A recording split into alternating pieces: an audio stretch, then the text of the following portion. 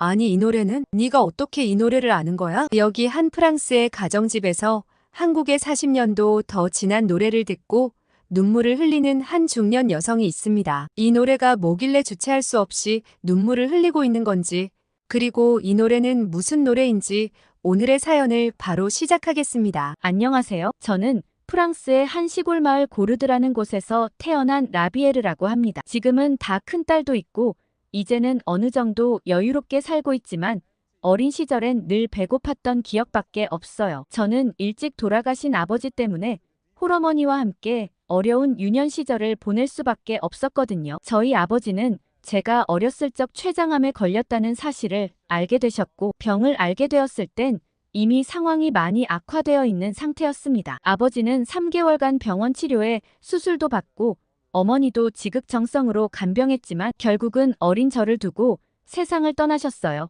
고작 3개월밖에 안 되는 시간이었지만 그때 들어간 병원비와 치료비로 어머니는 전 재산을 다 쓰고도 모자라 여기저기 대출까지 받으셨습니다. 아버지가 돌아가시고 남은 건 어마어마한 빚뿐이었죠. 그 이후 어머니는 닥치는 대로 돈이 될 만한 건 전부 다 하셨습니다. 지금 돌이켜보면 어머니가 잠은 주무셨나 싶을 정도로 하루 종일 어머니는 일만 하셨던 것 같아요. 일찍 돌아가신 아버지와 늘 생계로 바쁜 어머니를 보면서 저는 아주 일찍 철이 들었습니다. 저도 빨리 돈을 벌어 어머니에게 보탬이 되고 싶다는 생각뿐이었죠. 지금도 생각나는 일화가 하나 있는데 그날 어머니는 평소보다 밤 늦게 들어오셨어요. 평소엔 술도 잘 안 드시는 분이었는데 알코올 냄새가 좀 났었죠. 어머니는 제 머리를 쓰다듬으시며 너라도 이렇게 잘 자라줘서 고맙다고 하셨어요. 그리고는 어쩔 땐 철없이 뛰어놀고 엄마 속도 썩이고 해야 하는데 애어른같이 다 커버린 모습을 보면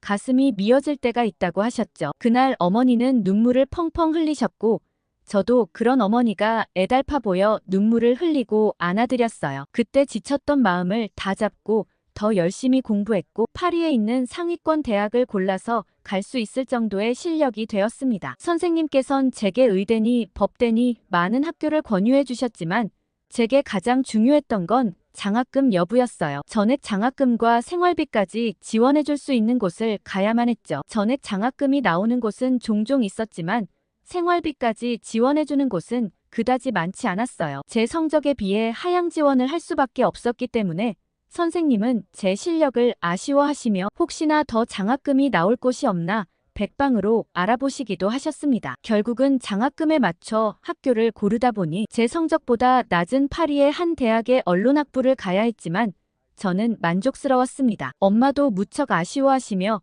엄마가 4년만 더 일하면 된다고 저를 말리셨지만 아직까지도 그때 받은 대출과 대출이자가 남아있었기 때문에 저는 더 이상 엄마가 힘든 모습을 보고 싶지 않았어요. 대형 언론사에 들어가거나 방송국 PD가 되면 충분히 급여를 많이 받을 수 있으니 얼른 엄마를 호강시켜줄 생각뿐이었죠. 그렇게 저는 대학 시절 내내 프랑스의 대형 언론사에 취업하기 위해 밤낮 없이 공부했고 졸업하자마자 직장을 구할 수 있었어요. 언론사 기자로 일하기 위해 필수적으로 필요했던 영어는 물론이고 다른 친구들과 비교해 경쟁력을 갖기 위해 중국어까지 따로 공부했죠. 유럽이나 미국은 이미 쟁쟁한 선배들이 다 취재를 갈 것이고 아시아권을 자원해서 가면 승진고과에 유리할 거라는 언론학부 선배의 말을 들었기 때문이죠. 그 당시 중국어를 고른 건 아시아에서 가장 뛰어난 나라였기 때문이에요. 중국 시장이 결국은 유럽보다 더 커지지 않을까 하는 생각을 내심하고 있었죠. 선배들도 아시아 언어를 배울 거면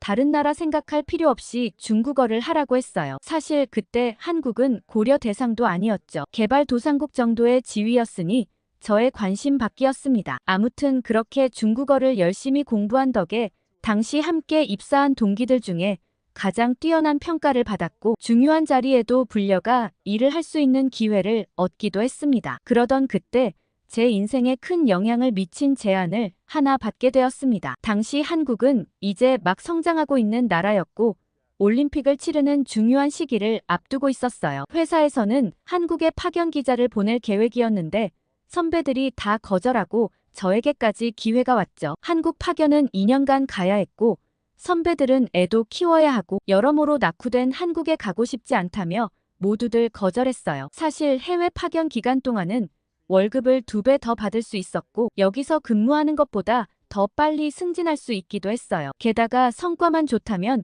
인센티브도 굉장히 많이 받을 수 있었습니다. 저는 막상 선배들이 다 거절하는 데는 이유가 있지 않을까 싶으면서도 월급과 인센티브를 생각하면 거절할 수가 없었습니다. 한국에서 2년간 바짝 모으면 대출을 다 갚을 수 있을지도 모른다는 생각이 들었거든요. 게다가 승진까지 더 빨리 할 수 있었으니 제겐 선택지가 없는 듯 했어요. 그렇게 한국을 가겠다고 결정을 하고 나서 저는 파견 가기 전까지 급하게 한국어를 공부하기 시작했습니다. 그때 당시만 해도 한국어를 가르쳐주는 곳을 찾기도 무척 어려워서 한국 유학생을 수소문해 한국어를 배우기도 했습니다. 워낙 파견이 코앞이라 겨우 간단한 생활 언어 정도만 배울 수 있었죠. 그렇게 한국으로 파견을 와서 저는 집을 먼저 구하기로 했습니다. 사실 회사에서 이미 좋은 아파트에 살 수 있는 충분한 금액을 지원해 주었지만 어떻게든 돈을 아껴 빚 갚는데 보태고 싶었어요. 그래서 가장 저렴하게 생활할 수 있는 방법을 찾아보다가 주인 집에 새를 들어 살면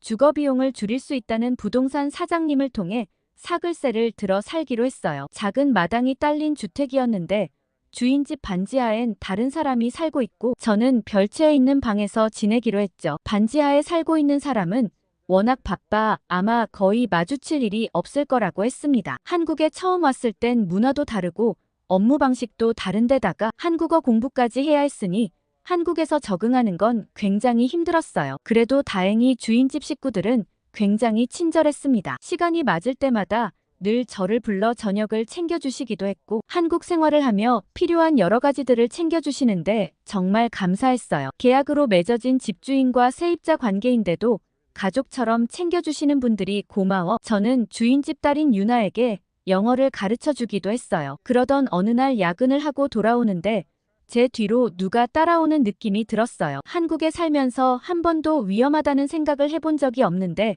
등골이 오싹했죠. 슬쩍 보니 덩치 큰 남자인 것 같았는데 정말 무서웠습니다. 큰 길에서 집 골목으로 꺾어 들어가는데 거기까지 따라오길래 저는 슈퍼를 지나치기 전에 이 일을 해결해야겠다 싶었죠. 마침 슈퍼불이 환하게 켜져 있었고 저는 왜 계속 따라오시는 거예요? 라며 서툰 한국어로 소리쳤죠. 그러자 그 사람은 잔뜩 당황해하며 일부러 무서워하실까봐 빠른 걸음으로 지나치려고 했는데 더 빨리 걸어가셔서 저도 놀랐다며 저희 집에 가는 길이었다고 했습니다. 제가 잘 이해 못하는 눈치를 보이자 영어로도 한 번 더 얘기를 하더라고요. 저는 그래도 여기 한 달 살면서 동네 분들이랑 인사도 많이 하고 얘기도 종종 나눠서 모르는 얼굴이 없었는데 어디 사는지 궁금했죠. 그런데 알고 봤더니 저희 주인집 아래에 산다던 사람이었어요. 저는 당황해하며 미안하다고 말씀드리고는 이제야 처음 본다며 민망해했어요. 그러자 그 사람은 아니라고 자기가 의사인데 인턴이라 늘 병원에서 지내기 때문이라고 했죠.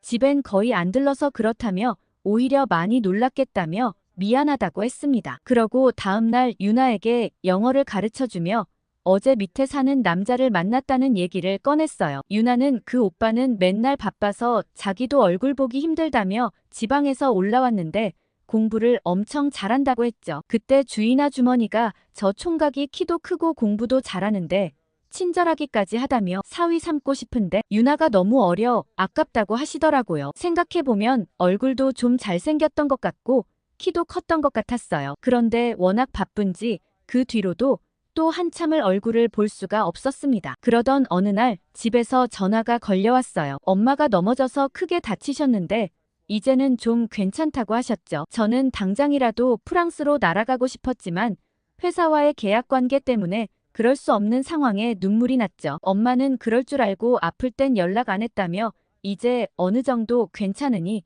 걱정 말고 일 열심히 하라고 하셨습니다. 다쳤는데도 제가 걱정할까봐 전화도 하지 않고 혼자서 알았을 엄마를 생각하니 정말 괴로웠어요. 엄마와 잘 살아보려고 한국까지 와 있는 건데 정작 엄마가 아플 때 옆에 있어주지 못하다니 슬펐죠. 그날은 도통 일에 집중이 되지 않아 밤 늦게까지 겨우 일을 마무리했어요. 하루 종일 엄마 생각에 눈물이 나서 두 눈이 시뻘갰죠. 그렇게 집으로 돌아가는 길에 슈퍼 앞에서 딱 그 남자를 마주쳤어요. 그 사람은 눈물 범벅인 제 얼굴을 봤는지 아이스크림 하나 먹으려고 했는데 같이 드실래요? 하고 얘기했습니다. 저는 그냥 갈까 했지만 외롭고 슬픈 마음에 슈퍼 평상에 앉았어요. 그 남자는 그때 통성명도 안 했다며 자기 이름은 김대영이라고 한다고 얘기했습니다. 그러곤 제게 아무 질문을 하지 않았어요. 왜 우는지 무슨 일이 있는지 물어볼 법도 한데 묵묵히 제 옆에 앉아 있어 주더라고요. 그리곤 혹시 노래 듣는 거 좋아하냐며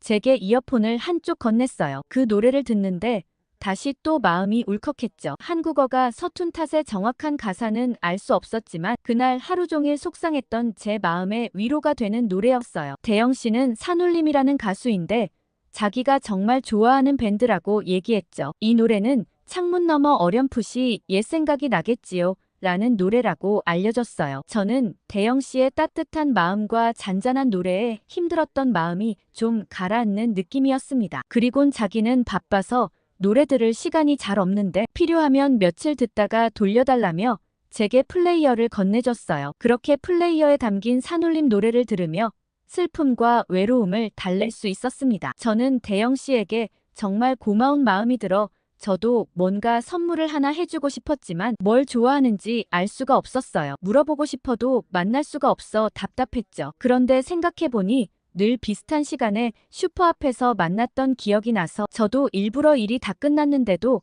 좀 더 앉아있다 퇴근하곤 했어요. 그러던 3일차에 대영 씨를 만났죠. 얼굴 보기가 참 힘들다며 노래 잘 들었다고 플레이어를 돌려주곤 저도 선물을 하나 드리고 싶은데 뭘 좋아하는지 모르겠다고 얘기했어요. 그러자 대영 씨는 자기는 먹는 걸 제일 좋아한다며 이번 주말엔 자기가 휴일이라 쉴 예정인데 맛있는 거 사달라고 얘기했습니다. 저는 그 정도야 어렵지 않다며 얼마든지 사드리겠다고 하곤 대영 씨와 약속을 잡았죠. 대영 씨는 춘천에 혹시 가봤냐며 춘천에 가자고 얘기했어요. 저는 늘 서울에서 집과 회사만 반복했던지라 설레었습니다. 대영 씨가 저를 데리고 간 곳은 춘천의 공지천이라는 곳이었고 물 위에는 하얀 기계가 둥둥 떠 있었어요. 오리 모양의 희한한 기계 안에 사람들이 막 타 있었죠. 대영 씨는 오리배라는 거라고 하는데 한번 타볼래요? 라며 제게 제안했고 저희는 오리배를 같이 탔어요. 아름다운 풍경과 오랜만에 느껴보는 자유로움에 속이 탁 트였습니다. 이런 아름다운 곳에 데리고 와줘서 정말 고마웠는데 오히려 대영 씨는 늘 일만 하다가 여기 오니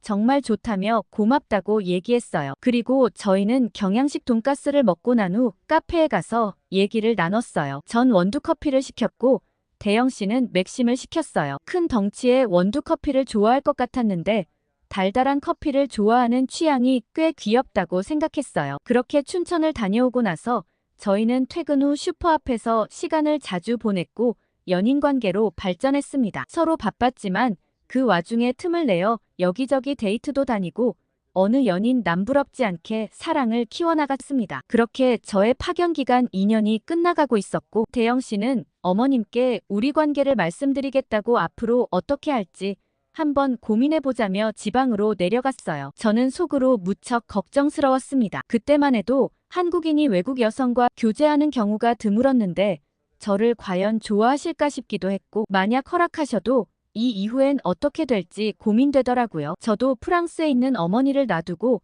한국에 살 수 없었고 대영 씨도 마찬가지였어요. 머리가 아팠지만 똑똑한 대영 씨가 어떻게든 방법을 찾아줄 거라 생각하며 대영 씨를 기다렸습니다. 그런데 대영 씨가 원래 올라오기로 한 날짜에 나타나지 않았어요. 왜 이렇게 오래 걸릴까 의아했죠. 일주일이나 더 늦게 나타난 대영 씨의 얼굴은 매우 어두웠습니다. 저는 오랜만에 만난 대영 씨가 반갑고 좋았는데 대영 씨는 한없이 슬퍼 보였죠. 그러곤 제게 헤어짐을 고했습니다. 아무런 설명도 없이 그냥 미안하다는 말뿐이었어요. 저는 서로 이렇게 사랑하는 우리가 왜 헤어져야 하는지 이해할 수 없었지만 그의 슬픈 얼굴에 더 이상 짐이 되고 싶지 않았습니다. 어차피 저는 떠나야 하는 사람이었고 애초부터 저희의 운명은 정해져 있을지도 모르겠다는 생각이 들었어요. 저는 더 이상 한국에 있는 게 정말 괴로웠고 본사의 요청에 한 달 정도 빨리 귀국했습니다. 대영 씨와는 그날 이후로 제대로 된 인사도 하지 않고 훌쩍 떠났어요. 다시 프랑스로 돌아온 저는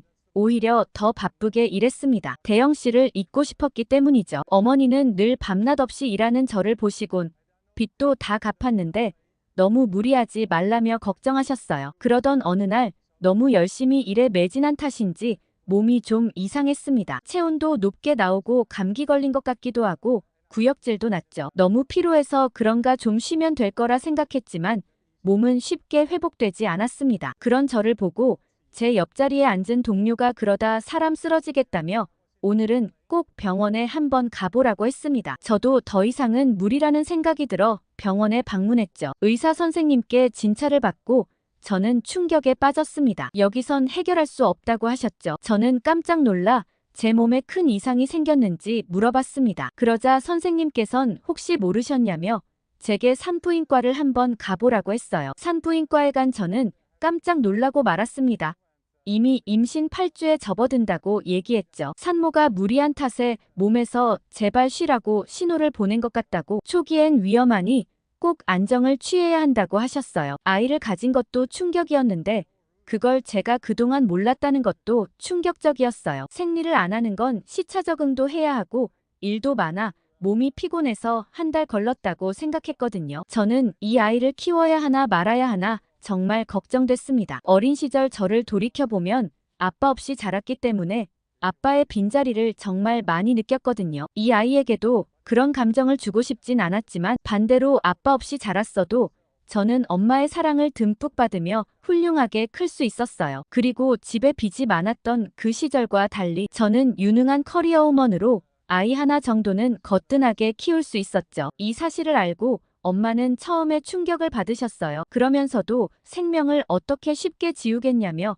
전적으로 제 결정에 따른다고 하시곤 만약 아이를 낳으면 엄마가 도와줄 테니 필요하면 얼마든지 얘기하라고 하셨습니다. 저는 오랜 걱정 끝에 아이를 낳기로 결정했고 저희 딸 멜라니는 정말 씩씩하게 잘 자라주었습니다. 어머니의 도움으로 육아도 일도 둘 다 그럭저럭 해낼 수 있었죠. 어린 딸 멜라니는 늘 아빠를 궁금해했지만 저는 한국 사람이었다는 것밖엔 설명해 줄 수 없었습니다. 저는 대영 씨를 잊고 싶었지만 멜라니가 자라면 자랄수록 대영 씨의 얼굴이 보여 더 그리웠죠. 그땐 왜 헤어지자는 그의 말에 도대체 이유가 뭐냐고 묻지도 않았을까 후회도 남았습니다. 그래도 이미 30년의 세월이 흘렀고 다시는 볼 수도 만날 수도 없는 사람 후회해서 뭐 하나 싶었습니다. 아마 그 사람은 저를 잊고 잘 살고 있겠거니 싶었죠. 그러던 어느 날 멜라니의 방에서 흘러나오는 노래에 저는 깜짝 놀랄 수밖에 없었습니다. 그건 산울림 노래였어요. 저와 대영 씨를 이어준 노래였지만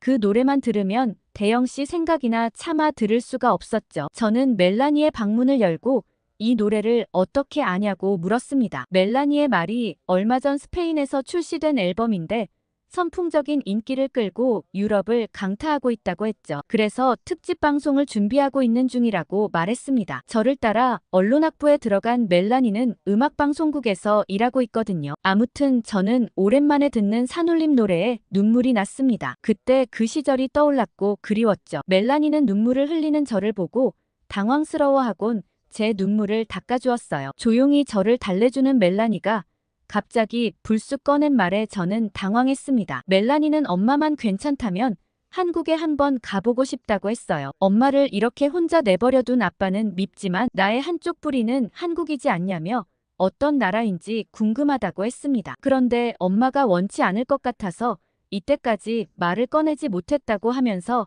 어떻게 생각하냐고 했죠. 아직도 아빠가 그립고 보고 싶은 거냐고 물었어요. 저는 멜라니에게 전혀 그런 게 아니라며 그냥 그때 아름다웠던 엄마의 젊은 시절이 떠올라 눈물이 났던 거라고 했어요. 그리고 한국에 가보고 싶다는 멜라니의 말도 일리가 있다고 생각했죠. 어쨌든 이 아이에게는 한국인의 피가 흐르고 있었으니 한국에 대해 궁금증을 가지는 것도 당연하다고 생각했습니다. 저는 한국에 갈 예정이라고 유나에게 메일을 보냈어요. 그때 제게 영어 과외를 받았던 유나와 유나네 식구와는 종종 연락을 주고받았어요. 그리고 유나 혼자서 한 번, 가족과 함께 2번 정도 프랑스에 놀러 오기도 했죠. 한국에서 생활했던 시절 제게 정말 가족 같았던 분들이었으니까 직접 초대해서 가이드를 해드리기도 했습니다. 그분들과는 좋은 인연을 아직까지 이어오고 있었죠. 유나는 한국에 오는 게 얼마만이냐며 만반의 준비를 해놓고 공항에도 나와 있을 테니 비행 날짜를 알려달라고 했어요. 그리곤 이제 마음이 괜찮냐고 물었죠. 저는 30년이나 지났는데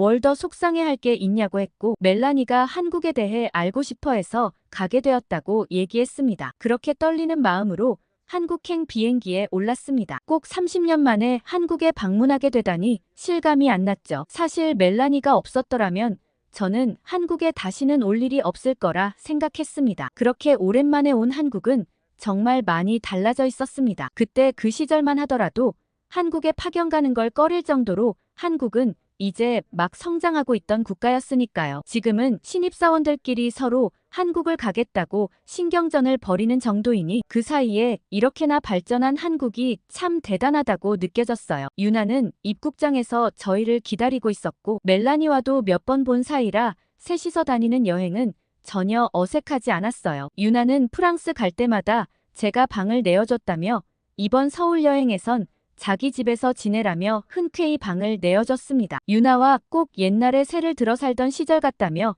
같이 웃기도 했어요. 그리곤 유나가 그때 집 근처에 있었던 국수집이 대박이 나서 몇 년 전부터 엄청 큰 건물에서 장사하는 거 아냐며 물었어요. 그때 그 집이 참 맛있어서 한 번씩 유나네 가족과 주말에 같이 국수를 먹으러 가던 곳이었거든요. 저는 오랜만에 거기 한번 가보자며 셋이서 국수집으로 향했고 그때 그 맛은 옛날 그대로였죠. 주인이었던 장씨 아줌마는 나이가 많이 들어있으셨어요. 전 설마 저를 알아보실까 했는데 정말 반갑게 인사해 주시며 그때 동네에 하나뿐인 프랑스 처녀를 어떻게 잊냐고 정말 오랜만이라고 잘 살았냐며 두 손을 꼭 잡아주셨습니다. 그러곤 많이 먹고 가라며 서비스를 엄청나게 챙겨주셨죠. 한국은 달라진 것도 많았지만 한국인의 정이나 따뜻한 마음씨는 그대로인 것 같다는 생각이 들었어요. 꼭 저도 옛날로 돌아간 것만 같았죠. 그리곤 근처 카페로 가려는데 유나가 한참 돌아가야 하는 곳을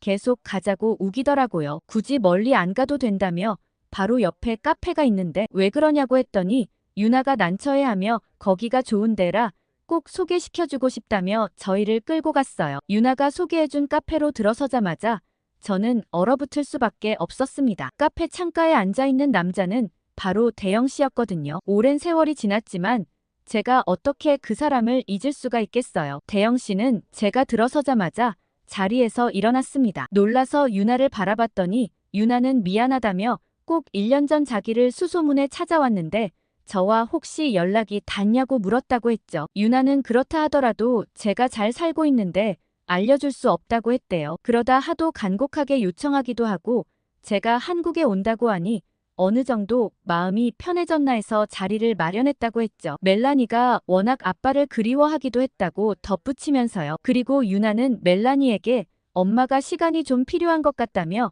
일단은 두 분 먼저 얘기하게 두고 우린 나가 있자고 했죠. 멜라니는 어떤 상황인지 눈치를 챈 것 같았고 말없이 유나를 따라 나섰어요. 대영 씨는 불쑥 나타나서 미안하다며 유나는 절대 안 된다고 했는데 자기가 간곡하게 부탁을 했다고 했어요. 오랜만에 보는 대영 씨는 얼굴이 헬쓱해져 있었죠. 나를 버리고 갔으면 잘 살 것이지.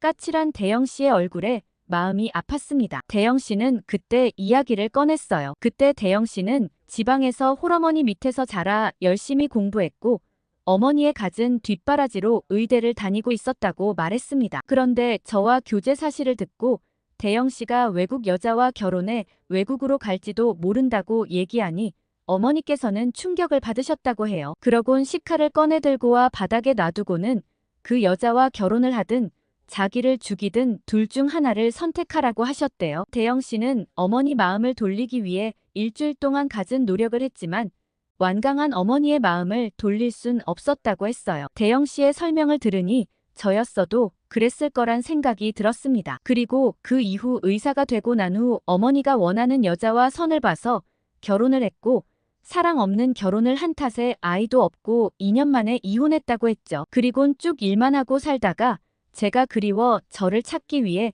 유나를 수소문해 다녔다고 했습니다. 대영 씨의 이야기를 들으면서 저와 똑같구나. 서로가 서로를 그리워하며 지냈구나 싶어 눈물이 났어요. 대영 씨는 아까 봤던 그 아이가 혹시 우리 아이냐고 물었죠. 이미 유나에게 어느 정도 설명을 들은 눈치였어요. 혼자서 고생이 많았다며 사실 아이 얘기를 듣고 혼자 키웠다는 말에 더더욱 만나야겠다고 생각했다고 했어요. 제가 원치 않으면 여기서 그만둘 텐데 괜찮다면 다시 시작할 수 있겠냐고 말이죠. 오랜만에 만난 대영 씨였지만 30년의 세월에도 불구하고 여전히 떨리는 감정이 생겼습니다. 저희 둘은 더 이상 아무 말도 없이 눈물을 흘릴 수밖에 없었죠. 그때 유나와 멜라니가 다시 들어왔어요. 멜라니는 울고 있는 저희 둘을 보며 자기도 눈물을 글썽이더라고요. 그리곤 저는 무조건 엄마 편이라 엄마의 뜻대로 할 거라고 했어요. 엄마는 그동안 정말 힘들고 어렵게 저를 키우셨고 아저씨가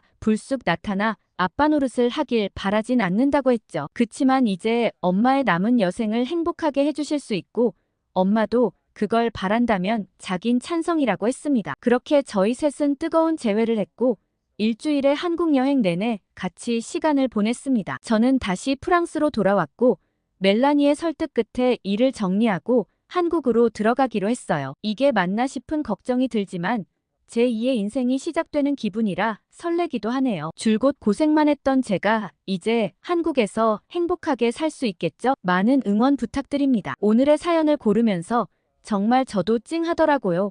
구독자님들께선 어떻게 들으셨을지 궁금하네요. 음악에는 정말 말로 설명하기 어려운 힘이 있는 것 같습니다. 산울림의 그 옛날 노래가 다시 유럽에서 유행한 것도 대단한데 그 노래를 듣고 헤어진 연인이 다시 만날 수 있게 되다니 인연이란 참 모를 일인 것 같아요. 다음에 더 감동적인 사연으로 돌아오겠습니다. 구독, 좋아요 잊지 않으셨죠? 이상 감동필름이었습니다.